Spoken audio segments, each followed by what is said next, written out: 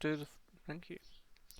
Hey there, guys and girls. So, I've been asked a couple of times to try and explain some of how I make missions and to explain why it can be so frustrating to work out what's going on.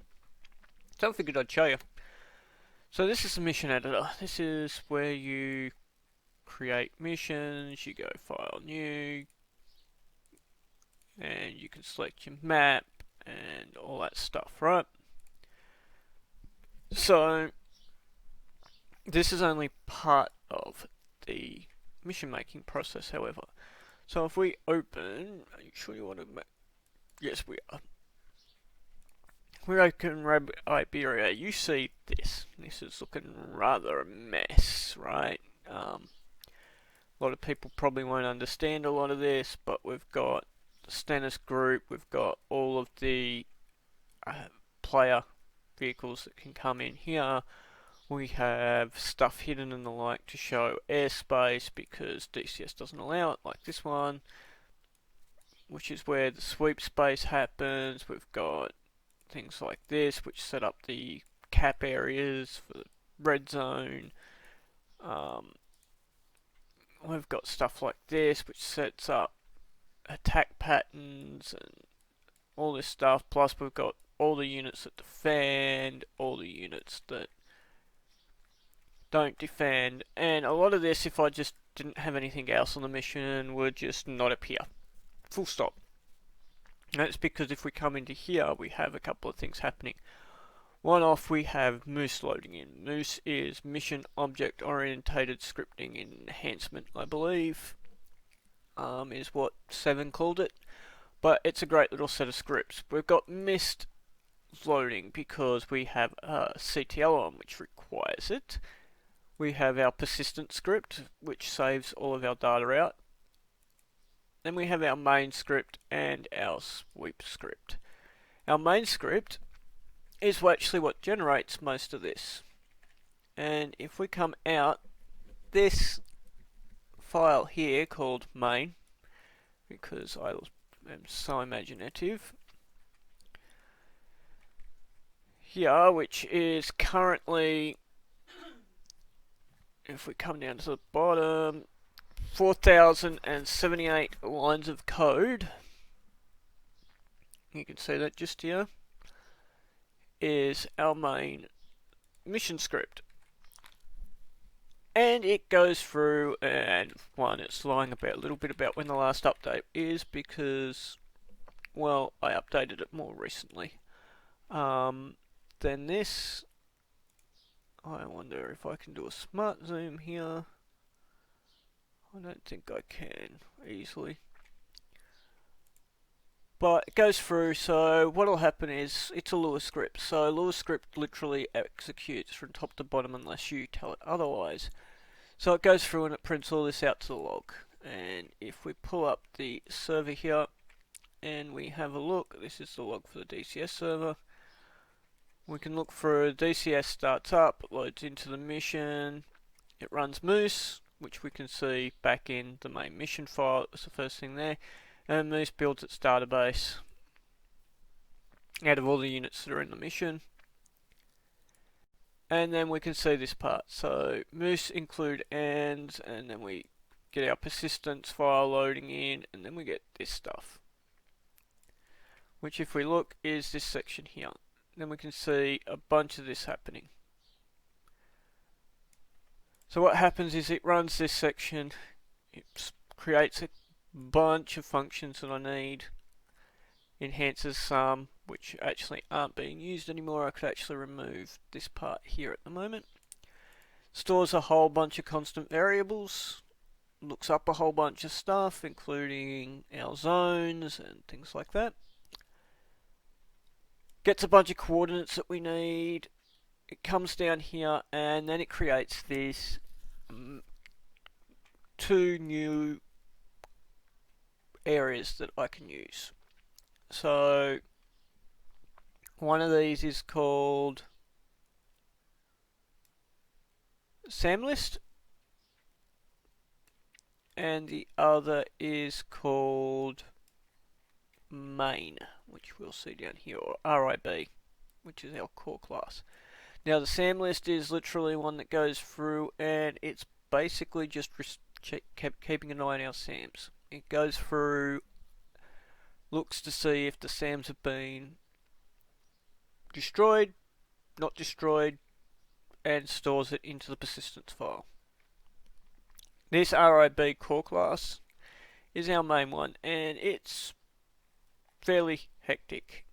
We've got our stuff for creating a new one, which initializes everything in. We've got our stuff for creating the Blue Air Force, the Stennis's cap, the Red Air Force, for changing zones based on certain things, for spawning all of our support classes, for handling when a base is captured and what to do. So all of this sets the triggers for the on-server script to lock out or unlock slots. And also to spawn and unspawn or the like our defenders. We've got our stuff for routing, though we actually don't use this function here anymore. We've got our stuff for running the ground tick. So this script here is for the Red Force and runs through. It looks at certain information, and based on that it sets a state, and based on that state it will then do what it needs to do. We've got our stuff for a script that's not currently in, but will let me actually destroy units if I need to, and to spawn units if I need to. Then we've got the same as the red set for running the Blue Army.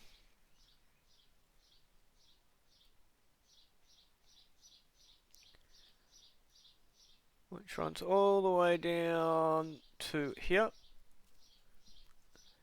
Then we have the same function for spawning in our gunships. And what this is a nice simple one to look at. It basically does a random number generator with a 50% chance of generating. If it does, if the Russian helicopters are not on the map at the moment, or basically have never been on the map, it'll spawn them in. Else, if they're not alive does not equals true, or so basically if they're not alive, or if they're all on the ground for some reason, then we destroy them and we spawn in a new set. Otherwise, well, they're already alive, so we just continue on. Then there is a 30% chance of the Apache spawning in. They use, the exact same script. Just like we have a weighted chance of insurgents spawning in based on the number of players currently on the servers. Same for the red attackers spawning in. These are things like the Su-25s and stuff like that come screaming down. Same weighted chance for the red insurgents. Then we've got our startup script. So this is actually what happens when we start. There's a lot of stuff that doubles up with earlier stuff because it has to.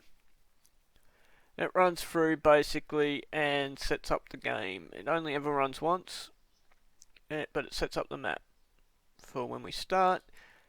Tells a bunch of our schedulers and the like to start. This allows us to verify that a set of coordinates is actually on land.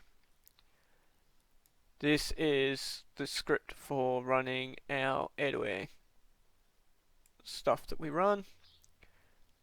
Then this is where everything actually gets called. So this tells it to create a new main thread for us. This sets up our squadrons for our caps. This here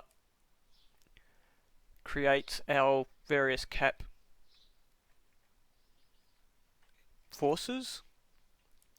This sets up our init to run our SAMs. It's a schedule. It'll run once 5 seconds after it's called. And it tells us to run startup and to init the SAMs. And startup has a recurrent thread that runs in it, basically a heartbeat, you might as well say. This tells it to run our spread insurgents and our gunship 75 seconds after start, and then every 30 minutes, just like this one does it, 15 seconds, and then every 30 minutes as well. This one runs through and checks things just in case it needs to stop stuff, and it's called on every 10 minutes after 1 minute. This stuff handles the Stennis and all of its lovely stuff. This covers some stuff that you can call on using the menus. Here's all our menu stuff. Then we've got all the stuff for handling the map data. Just here. Handling our weather requests. Handling our routing of tankers and all that fun stuff. Then we've got our stuff which runs through and creates our mission briefing when you join and everything like that, and sends some messages. And then finally we have our mission items, and that's just taken me 11 minutes just to give an overview of what's in here. So you can imagine what it's like when you're actually trying to code it. It gets rather hectic. The best thing though is with Moose, 7's done a really good job of giving us a massive set of scripting options, but that's built on top of the default scripting. So it comes in handy for that. And all of this comes together on the server. I'm not saving that. And when you come in,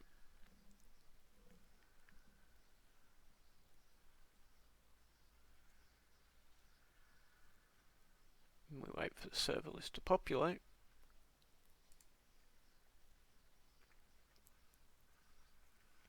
I just noticed one of the servers isn't actually showing up. So while we're waiting for this to load in, let's go have a look at the other server showing. Because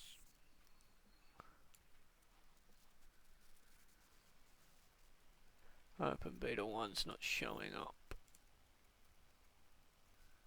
And see, if we go to Open Beta 1, I'm going to almost guarantee that if I scroll down, we'll probably find this. So despite the fact that this server here thing, we've got this, which is basically that at some point the DCS core servers went, screw you, we're not listening, and the server wasn't able to talk. And the only way to fix it is to do this, restart the server. But yeah, it all comes together into this, which is where you guys play.